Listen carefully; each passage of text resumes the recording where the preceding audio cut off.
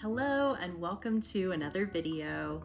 Today's video was requested by my best friend Jamie. Hi Jamie, thank you so much for requesting this tips video. I have an exciting announcement to share later in the video, so make sure you watch it all the way through. But for now, let's dive into the video and talk about 5 fun ways that you can pick the next book that you read. Obviously, there are lots of ways that you can choose what book you read next. And for this video, I thought it would be really fun to come up with some themed ways. And the first way is what I'm calling the seasonal way. So you can think of this in 2 ways.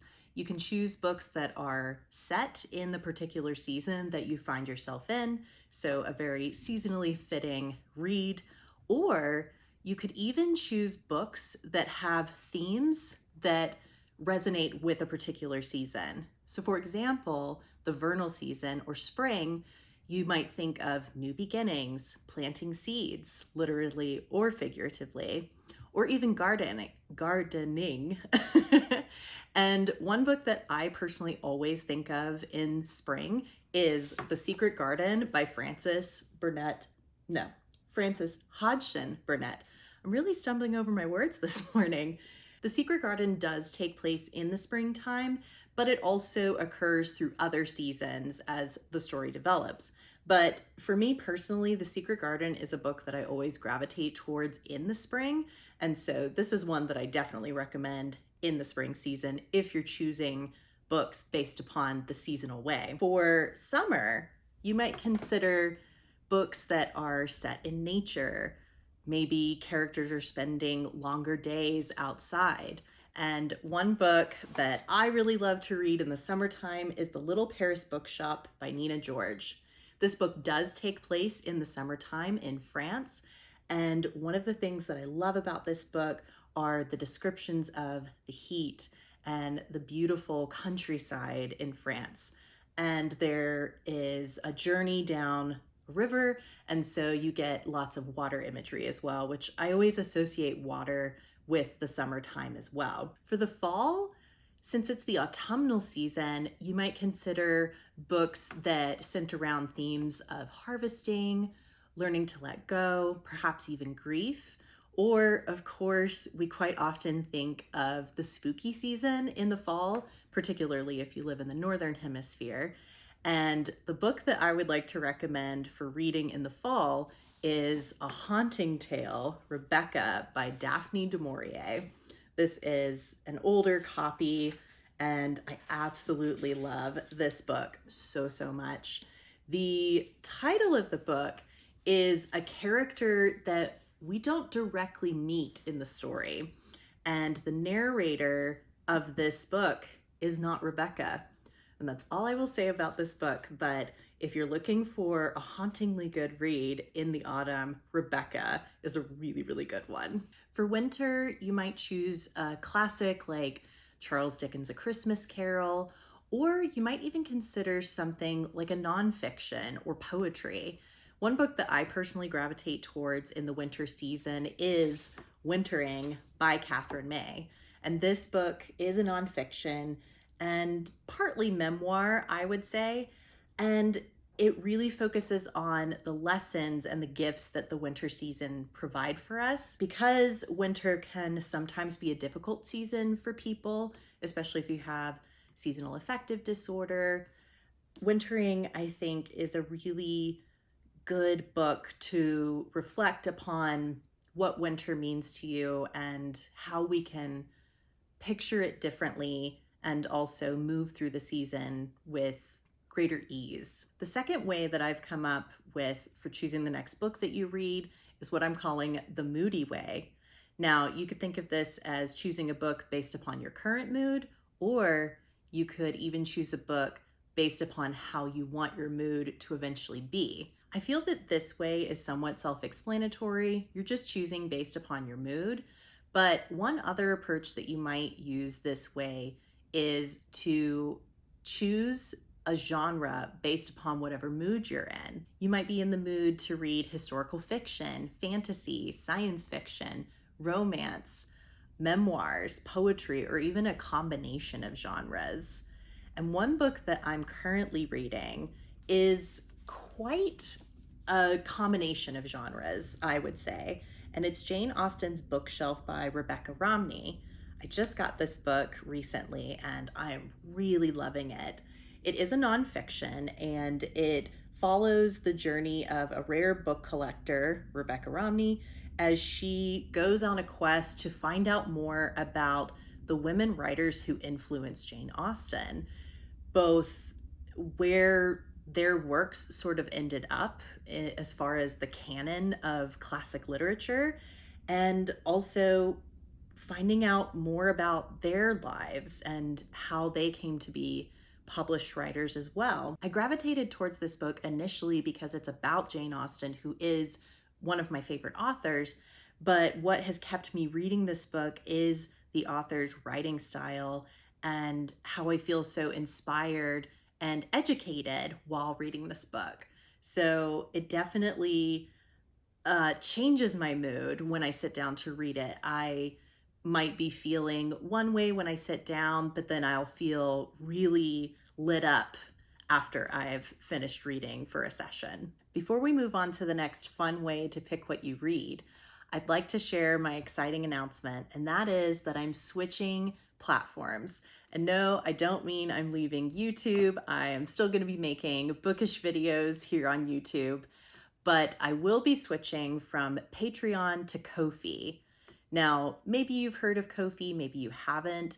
Ko-fi is similar to Patreon in that it's a platform that allows fans or followers to support their favorite creators. After lots of research and careful consideration, I've come to realize that Patreon is no longer the best fit for hosting my bonus and exclusive content, whereas Ko-fi allows for a lot more flexibility, and fans can even choose to tip as a one-off to their favorite creator, or you can choose to support monthly.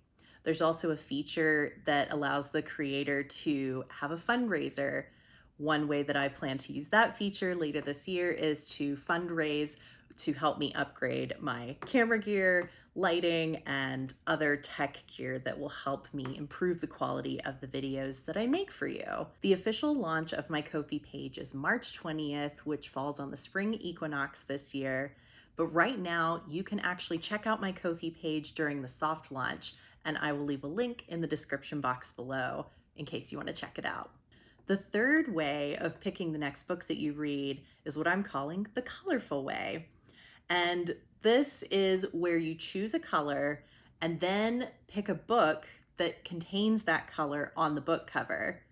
Yes, this may seem very simplistic and maybe even a little silly, but what I find with this particular method is that if you find yourself feeling really indecisive on what book you want to read next, this simple approach will actually help you just pick something, start reading, and that almost kind of helps you get past the hump of having trouble deciding, and it gets you back to reading faster. You could also even use this way in a particular month. So let's say in the month of March, you decide that you want to read books that all have green on the cover in honor of St. Patrick's Day, perhaps. And I think that could be a really great way not only to make the decision making a lot simpler, but more than likely you're going to encounter a variety of books and a variety of genres when you're just focusing on the color on the book cover. The fourth way to choose your next read is what I'm calling the blindfolded way. And this is exactly what it sounds like. You can blindfold or just simply close your eyes, spin yourself around if you desire, and then wherever your hands land, that is the book you're going to read next. This might feel a little silly, but again, this is another method, especially if you're feeling really indecisive. And that can happen sometimes as readers, and that's okay. So I think having these simple and fun, kind of silly ways of choosing what you read next can actually be really helpful in keeping you out of a reading slump, and also adding in a little randomness into how you choose a book, and an element of surprise, most certainly, with the blindfolded method. And last but certainly not least, the fifth way is what I'm calling the friendly way. And this is where you solicit a friend, a family member, or even a fur baby to choose what you read next. This one I wanted to include because sometimes it's really fun to just let someone else choose what you read. For one, it might expose you to some books that you otherwise wouldn't have picked up. And it's also fun, especially if you end up reading a book that is a favorite of a friend or family member. You'll then have something to share and talk about once you finish the book. Now, if you are going to have one of your fur babies pick what you read next, I've seen this done on a couple of other booktuber channels, and the way that I've seen them do it is they have to pre-select a few books. And I would say probably like 5 should be the max number of books that you pre-select. You would lay them out, and then I've seen booktubers put a treat on top of each book, or if you don't want cute little nose prints on your books, you could always write out the titles of books and wrap a little treat inside the paper and then see which book your fur baby picks. Of course, with a treat on each book, it's just a matter of which treat your fur baby goes for first, but it's also really cute. A bonus option for the friendly way, if you're letting your fur baby choose what you read, is to pre-select books that all have to do with animals.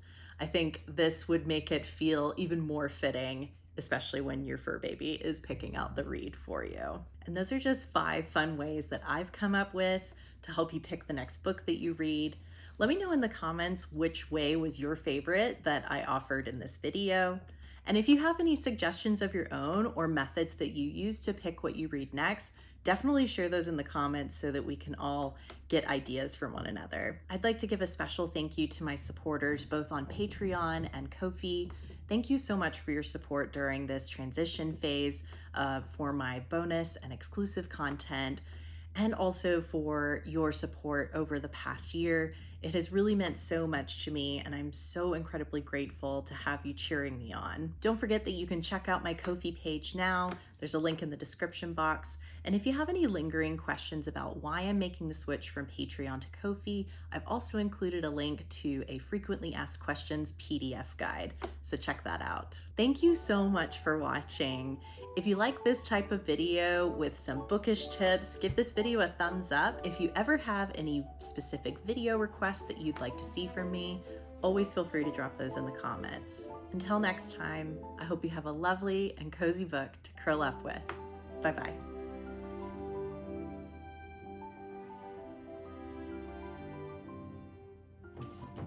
Oh dear. Hey. No, no, no. Oh, they're getting wild.